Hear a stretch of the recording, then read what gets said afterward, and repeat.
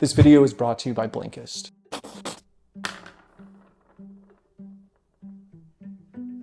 want to start by saying I was never really an avid reader, especially nonfiction. It was only when I got into minimalism and the world of productivity YouTubers that I decided to commit and really give it a try.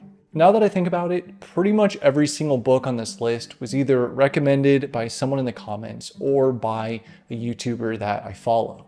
So today I'm going to talk about a few of the books and specifically the parts of the books that have taught me one important lesson and how I've applied it into my life one way or another. And I do want to confess that a couple of these books I may have just listened to the audiobook of, but I still count that because it's like reading with your ears. These are 5 books that taught me something important. But first, if you're new to my channel, thank you for stopping by. Here we talk about minimalism, frugal living, tech, books, and things of that nature. So if that sounds good to you and you end up liking the video, be sure to like and please use the 1000 years of death on the subscribe button. Let's get started. Essentialism. Probably the only book that I've talked about more than once on this channel is Essentialism. I was actually reading this book just days before starting this YouTube channel, and it truly provided me just with that little bit of extra excitement to do so. The overall theme of this book is teaching you how to be more exclusive with your decisions and where you dedicate your time and energy into, and only doing the things you consider essential, hence the title. In Essentialism, the author frequently talks about how we put our time and energy into things we don't want to do or don't even have to do.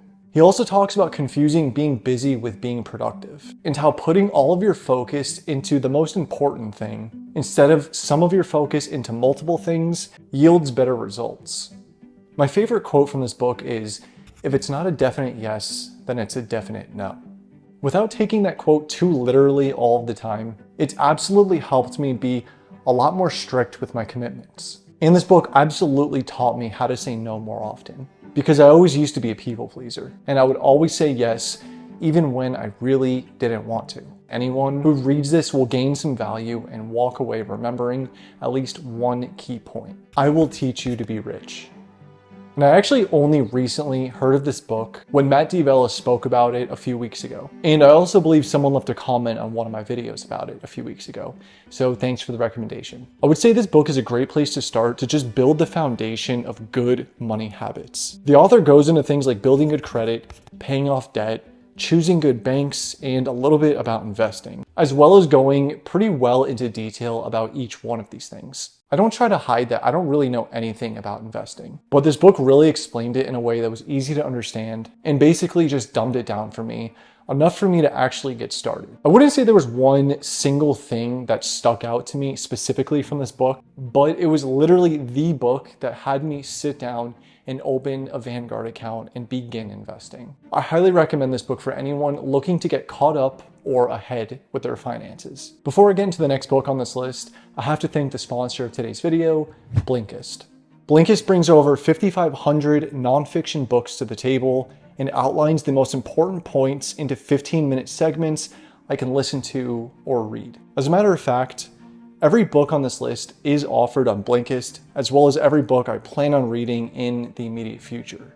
I have about a 20-minute drive to and from work, so I've made it a part of my routine to listen to a Blink during those drives. It's just a reality that actually reading every book that we plan on reading is difficult. So I've been listening to Blinks while I'm driving, at the gym, or cooking dinner. I'm actually in the middle of listening to The 4-Hour Workweek by Tim Ferriss, and what I really like is how I can just click the title of the book, easily maneuver the key ideas, and pretty much take away the key points from the book itself. I said a while ago that nonfiction was really difficult for me, so this has just made it a pleasure. They also have this feature called Blinkist Connect, where 2 people can basically use the same premium account for the price of one, which is pretty legit.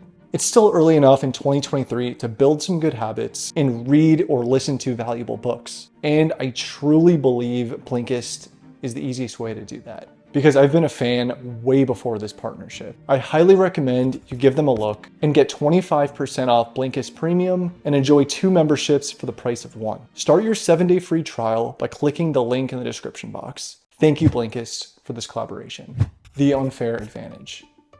And this was a book I really needed because it taught me to not feel sorry for myself when things seem very tough. The Unfair Advantage taught me that we all have something unique about us that gives us an advantage, even if on the surface it seems like a disadvantage. An unfair advantage doesn't always have to be money or good looks. Of course, that helps, but sometimes it's going through difficult struggles that gives us a different perspective and forces us to be creative when resources aren't at our disposal. There's even a few examples in here that explain sometimes when one has everything they've ever needed handed to them, it can truly hurt motivation. And in the book, they talk about this a lot in regards to business, but I absolutely believe this applies to regular life as well. What are some skills that I have that are fairly unique and can be used to my advantage? What have I been through that not a lot of others have that taught me a valuable lesson? I think the Unfair Advantage would best serve a creative person or someone looking to start a business or maybe has a business. Really an interesting read. I recommend it. The 80-20 principle. I remember hearing before that 20% of what you do results in 80% of the outcome. Or a little bit more simply, 80% of your outcome results from just 20% of your input.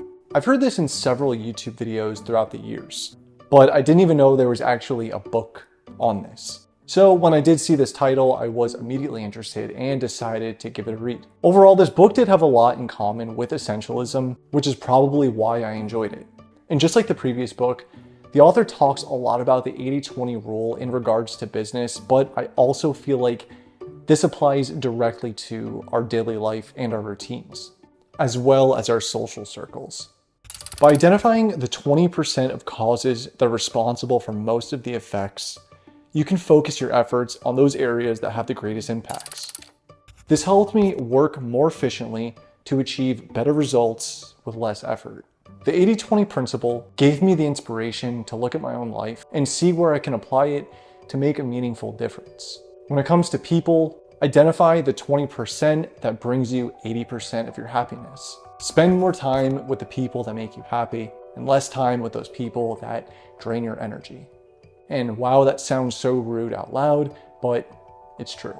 When it comes to minimalism and decluttering, identify the 20% of possessions that you use 80% of the time. Just like all the other rules of minimalism I've ever talked about, this helps identify those things that actually get used and identify those things that actually matter.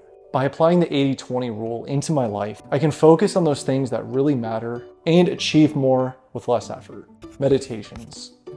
So this was probably one of the very first nonfiction books I've ever read. And to this day, I probably think about it at least once a week or so. Oversimplifying Meditations, it is the ultimate book on Stoicism. And I mean, the book is allegedly around 1900 years old. And I think by being this old, it really made me view everything in it much differently. Everything in this book was written before modern problems. And the fact that it's still so popular today really speaks volumes. Marcus Aurelius talks a lot about accepting the things that are out of our control, but how we react to that is completely within our control, even if it's difficult. To this day, I consciously think about that point whenever I'm upset or bothered about something. But still, it's much easier said than done. Even if it's difficult to accept that the ending of The Sopranos was never really explained to me.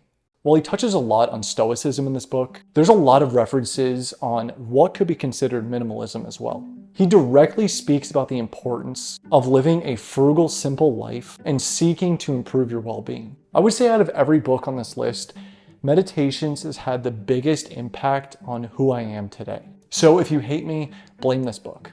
I might actually want to make this a reoccurring series where I go over all the books I just recently read or I'm currently reading. I feel like it might keep me a little bit more accountable. So let me know if that's something you'd be interested in. Anyways, I hope one or two of these stood out to you enough for you to give them a read.